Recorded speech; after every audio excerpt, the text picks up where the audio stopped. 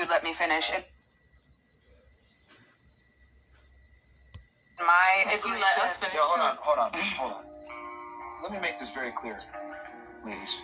You're on our podcast. I was literally going to answer that question, though. That's the reason why I said that. Look. I was getting to it. Okay. Oh, Like, this is our podcast. We dictate the terms. If I ask you a clarification question, answer the question. I don't want no fucking back talk. I'm not your boyfriend. I'm not some simp, whatever it may be. You're on our shit. Don't forget that. I don't need the attitude. Okay? If I ask you a clarification question, answer the question. Just keep it pushing. Right? This isn't your show. I see you try to come here and assert dominance. This isn't your shit. I'm not trying to assert dominance. You've done it multiple times. Let's move on. Blah, blah, blah. Yeah, so we're talking with one person the whole time and only one I don't give a fuck what you think. It's our show. If we want to continue to hear the collaborate, that's fine. We're going to do it.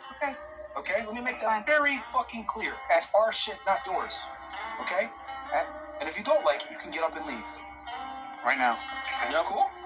If you'd let me finish.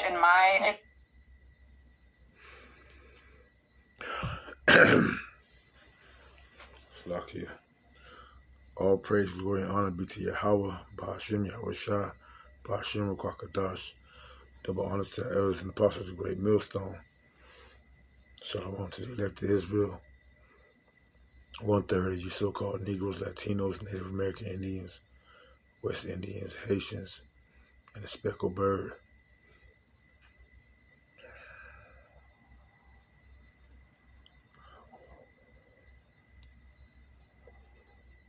The way the way Yahweh Bashim Haushah is set up,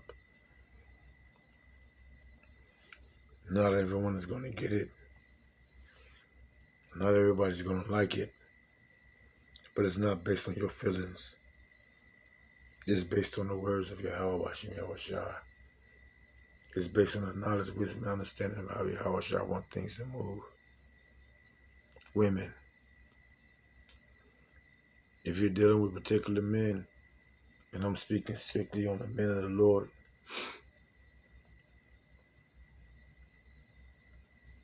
receiving this truth for certain of us, because some of us have already have families that's established, and they do according to the will of Yahweh Shah what has to be done. But some of us, our families have been stripped from us before we even came to the truth. All right. And when it comes to relationships, the only thing a man wants from a woman is obedience. You can have your thoughts. You can say how you feel. That don't make it true. At the end of the day, all a man wants, if you want to keep a man,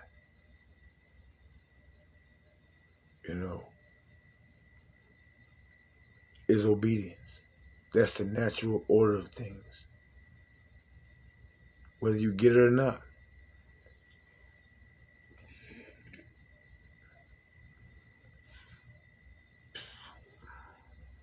I want to go here to 1 Peter chapter 3, verse 6. Even as Sarah obeyed Abraham, calling him Lord, whose daughters ye are, as long as ye do well and are not afraid with any amazement. Okay. Because Abraham and Sarah went through a situation where he had, let me get it.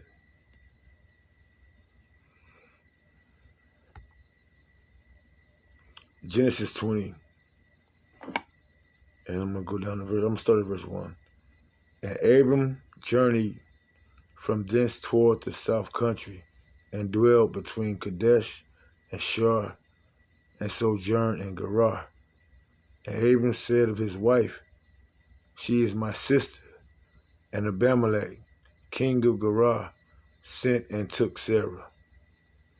All right, because the laws and the statutes and commandments were prevalent in those times. And if you look at it to this day in that land over there, what they call the Middle East, a lot of the laws were prevalent until the late 90s, 2000s, with the Gaza, not Gaza, but the Gulf War. After Saddam went down, Saddam Hussein, which is a boogeyman, according to, Western society, according to the beast, that was doing so much hatred and torture toward his people, where America had to step in, but it's really because of control of resources. All right. So it's the same thing. They know how to operate, but the Western society, it's a system. It's a beast system where it's placing women over men, and it's giving women benefits of gathering abroad and liberty. They're not subject to their husbands. They're not subject to their fathers. They're not subject to their family, to order.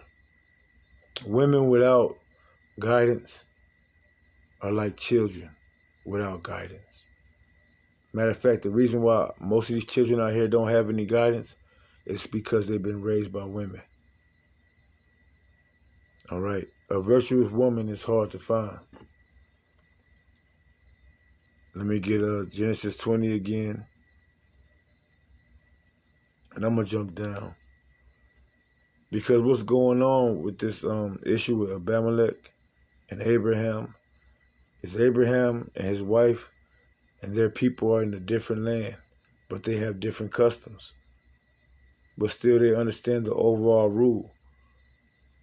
How the only way they twisted the law, just like people might try to do nowadays, they twist the law. They know the law is a woman, if she's married to a man, cannot have sex with another man lawfully unless that man is dead. So what they would do, they would kill the man. Abraham, knowing the twisted mindset of these Hamites,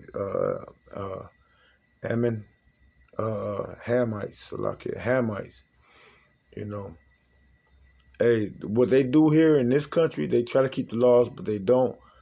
They're going to kill me. They're going to kill me unless we be wise as a serpent and harmless as a dove. All right. Let me jump down to verse 3.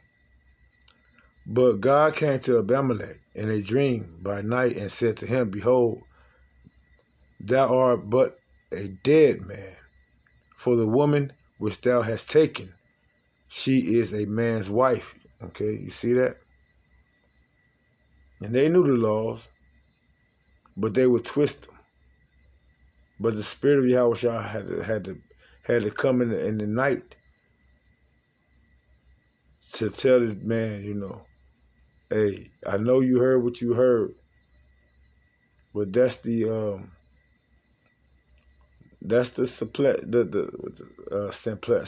supplanter. That's the spirit of Jacob.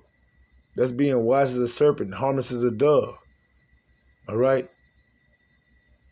Our forefather Israel, when it came to his brother Esau, Jacob, he didn't have no ill will toward Esau, to receive a blessing that was spiritually inclined for him to receive by the hand of his mother. Well, I can't say by the hand of the Lord, but through the words of his mother. Or through what the Lord put on his mother Rebecca to say. All right. And to go along with.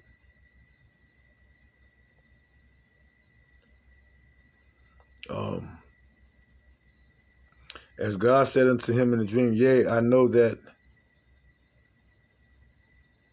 Salaki, verse 4, but Abimelech had not come near her, and he said, Lord, wilt thou slay also a righteous nation? Said he not unto me, she is my sister, and she herself said, but my brother, and he is my brother, and in the integrity of my heart and innocence of my hands have I done this. And the Most High said unto him in a dream, Yea, I know that thou didst this in the integrity of thy heart, for I also withheld thee from sinning against me. Therefore suffered I thee not to touch her. All right, so the Lord put it in his heart for Abraham to say what he had to say, and for him to believe that and do what he did without knowing until Yahweh Bashim shall reveal it unto him, because let me read it again. Verse 5. She said he not unto me, she is my sister, and she even said unto her, he is my brother. In the integrity of my heart and innocence of my hands have I done this. All right. But their custom is to take you out, or for the fear of Abraham, their customs are to take you out so that they can have your wife. But the only reason why he took it, because Abraham said what he had to say, said what he said. All right. That's the only reason why he took her, without killing Abraham. All right. And this is before Abraham gave birth to this is before they went through the whole Ishmael and Isaac thing. This is before Abraham had received Hagar, to be what the world called a surrogate mother in these days and time. And then later on down the line, the Lord blessed Sarah for her womb to be barren. I mean, not barren, but for her womb to be open instead of barren, to bring forth Isaac. All right. The spirit will go wherever it listeth, But we wouldn't be here to this day if this situation didn't happen. And let me read it again. Verse 5. Said he not unto me, she is my sister, and she even herself said. Let's go back up. And Abram said of Sarah his wife, she is my sister, and Abimelech, king of Gerar, sent and took Sarah. Now let's jump down.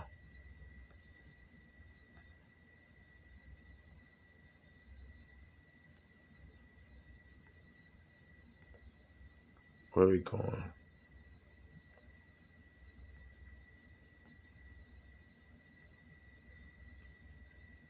Let me start here. Let's start here at verse 11. No, verse 10. No, verse 9. Then Abimelech called Abraham and said unto him, What hast thou done unto us? And what have I have I offended thee, that thou hast brought unto me and on my kingdom a great sin? Thou hast done deeds unto me that ought not to be done. And Abimelech said unto Abraham, What sawest thou that thou hast done this thing? And Abraham said, Because I thought, surely the fear of the Most High,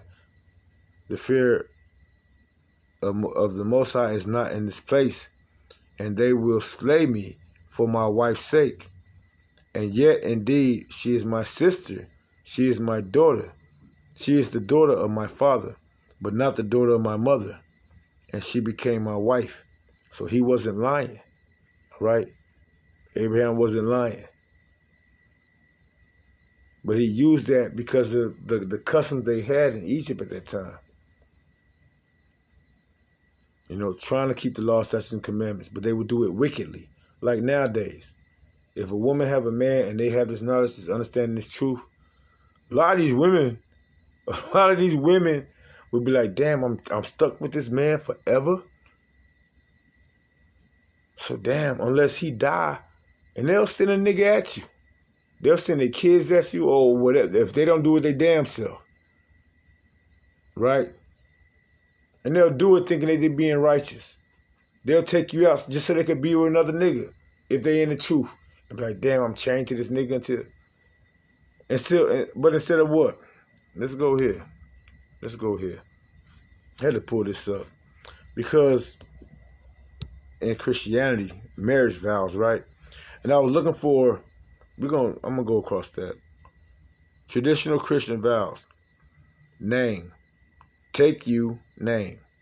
To be my husband or wife. To have and to hold from this day forth. For better, for worse, for richer, for poor. In sickness and in health. To love and to cherish. Till death do us part. According to the Most High's holy law. In the presence of the Most High, I make this vow. Personally, man, I remember, let me go here first before I elaborate on that. Let's go here first. Because once upon a time, there was a wedding vow for the woman to say she honor and obey her husband. She will honor and obey her husband. Let's go here. Should wives obey their husbands? Wives, submit yourselves to the Lord. Submit to your husbands as to the Lord. For the husband is the head of the wife, as Yahushua is the head of the church. All right? That means whatever your husband say, you should do it.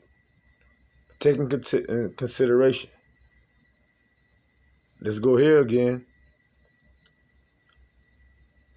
Bride, I, whatever her name is, take thee, whatever his name is, to be my wedded husband, to have and to hold from this day forth, for better, for worse, for richer, for poor, in sickness and in health, to love, cherish, and obey. Right? But you know, most of these women, and I've been seeing these videos, right, these gold digger videos, most of these women are saying, if this man can't do what I want him to do for me, whatever it is, they got extreme measures of what they want their man to do for them. They're going to just find another man. They're going to go and be a whore, commit adultery. This is the world that we're living in. And this is why Yahweh Shema Shai is coming back. All right? With great wrath. Aimed toward the 2/3 of Israel. If I can, let me find a scripture. And I'm going to close out on this.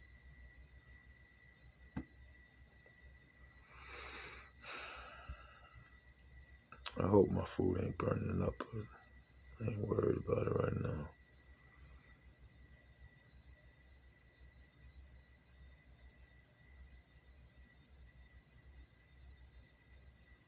Yup.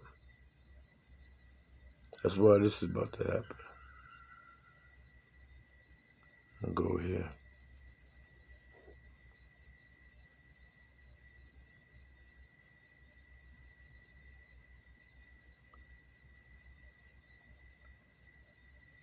Start at the beginning. Start at verse 1. Ezekiel 21, verse 1. And the word of the Lord came unto me, saying, Son of man, set thy face toward Jerusalem. All right, now this happened in the past, but these words are written for our learning. There's nothing new under the sun. The Lord's judgment is as a ring. All right. Son of man, set thy face toward Jerusalem, and drop thy word toward the holy places, and prophesy against the land of Israel. And say unto the land of Israel, which Israel is a people before it's a place. You know, man came from the ground, right? Adam and Eve. Man came from the ground, but he blew the Spirit, his Holy Spirit, into Adam. All right? The beginning of Israel. And Adam being Yahushua is the beginning and the end, the Alpha and Omega of Israel. Verse 3. and say unto the land of Israel, Thus said the Lord Yahweh, Behold, I am against thee, and will draw forth my sword out of his sheath, and will cut off from thee the righteous and the wicked. Verse 4, Seeing then that I will cut off from thee the righteous and the wicked, therefore shall my sword go forth out of his sheath against all flesh from the south to the north, till all flesh, for that all flesh may know that I, the Lord, have drawn forth my sword out of its sheath. It shall not return any more. Okay. This is the last time, the last captivity. Yahweh's sword is going out, and it will not return anymore upon the children of Israel. This is the last separation. 1/3 from the 2/3. All right, this is the last captivity. During the time of Yahweh, when he was on the earth, it was the same thing going on back then as well. If you don't believe in regeneration. Exodus. Let me get it before I leave off, and then we just leave right there.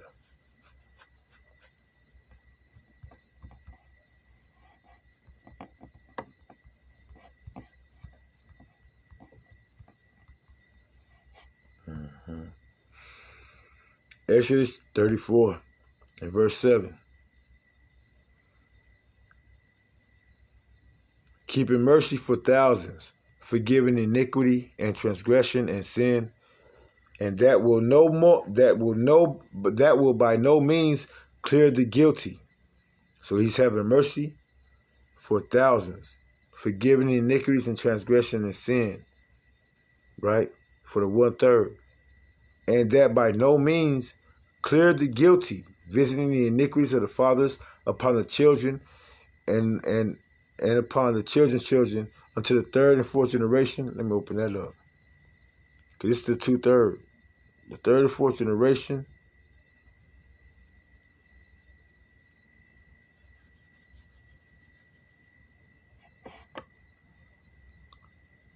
Hold on. Those that hate me. I know it say it.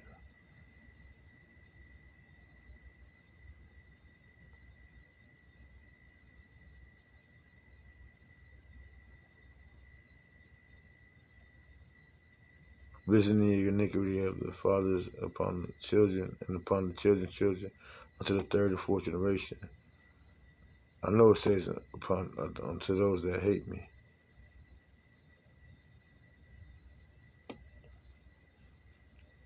But that in itself, all right, let's just leave it right there. Because I'm about to turn in for the night. But women, you know, this situation that's going on in the earth, if you don't understand, you know, all a man need and want, especially with what's coming, if you can't just obey what we say, you can't, you know, if you trust the Lord that much, you should trust that he's going to give you a man of the Lord, right? If you trust him so much that at whatever measurement that you meet, he's going to give you a man.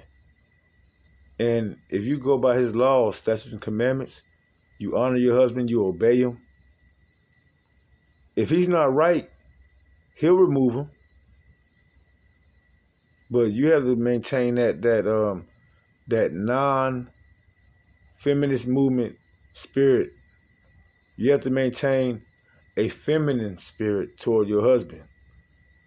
As nice and kind and as feminine you can be with all these men out here, you know, especially your bosses or these guys you meet at stores and shit. Hey, the Lord gonna remove you though. I'll just say it like that. You can't get it, the Lord gonna remove you. Like Vashti. All right? Like Vashti, you know, she didn't want to listen to the king, and the stipulation is going out. The style of Yahweh Shai is coming back in the earth. All right, the style of Yahweh Shai is coming back in the earth. The fashion of Yahweh Shai is coming back in the earth. And the fashion of this world is passing away. So catch the bus while you can. I guess I'll say it like that. With that, I'm going to close out. Hoping this lesson is edifying to the elect of Israel. Giving all praise, glory, and honor to Yahweh, Bashim Yahweh Shai, Bashim Kwakadash, and double honor to our elders and the apostles of the great millstone. Till next time, Kwam Yasharala, Wa Abba Baba.